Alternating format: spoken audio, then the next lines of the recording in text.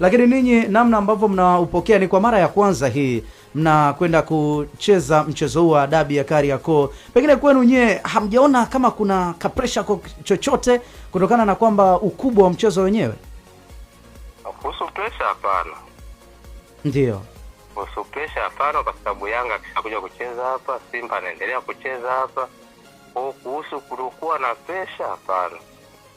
Na kuna sehemu yoyote ambayo pengine mtaboresha kutokana na ukubwa wa mchezo wenyewe, ama namna ambavyo uwanja unatumika siku zote upo tayari? Uwanja huu uko tayari. Kama uwanja huu tumeshaandaa hapa Kagame michezo hapa.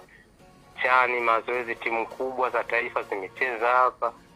Yaani pressure, kuhusu pressure ondoeni shaka. Hakuna pressure aina yoyote. Sababu ni miongoni mwa viwanja vikubwa na kiwanja kimeandaliwa kipo sawa. Ndio. Kuhusu pressure hakuna. Taarifa hizi za kwamba mchezo wa dabi ya Kariakoo inakuja kupigwa hapo, nyie mlizipata lini? Taarifa zimetoka leo. Na nyie pia mmezipata leo? Aha. Meneja, tunataka kufahamu hali ya uwanja hivi sasa, maana tunajua ulikuwa bado katika ujenzi. Sasa sijui umefikia kwa asilimia ngapi, hususan katika maeneo ya majukwaa? Unataka kujua umefikia wapi ule ujenzi, hususan katika maeneo ya majukwaa, lile jukwaa la kusini mwa uwanja? Ukarabati wake bado unaendelea bado kujenga, ama umeshafikia sehemu nzuri sasa kuweza kuhimili mikiki ya dabi?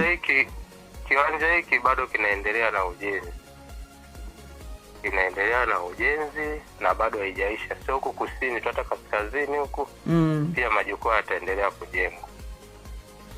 Na kwa majukwaa ambayo mpaka sasa hivi yako sawa sawa, ni idadi gani ya mashabiki ambayo wanaweza kuingia kiwanjani? Idadi ya watu wanaokaa ni watu 8,000 watakaokaa, ambaye mpaka sasa hivi wanaanza 8,000 hadi 9,000 wanakaa. Na kwa watakao simama sasa hatuwezi kupata idadi kamili. Tunapata idadi kamili kwa wale ambao wanaokaa. Labda kuna kiwango cha idadi ya watu ambao watasimama mtaruhusu waweze kuingia uwanjani? Sasa hiyo kwenye mamlaka yao waruhusu. Tutahesabia kwa sababu uwanja unachukua watu 8,000, watakatiwa tiketi watu 8,000. Ndio. Sawa. Usalama zaidi. Sawa. Haya basi sawa, lakini kikubwa si tuwatakie tu maandalizi mema ya mwishoni kuelekea katika mchezo wa dabi ya Kariakoo. Pengine lipi unaweza ukawaambia wale ambao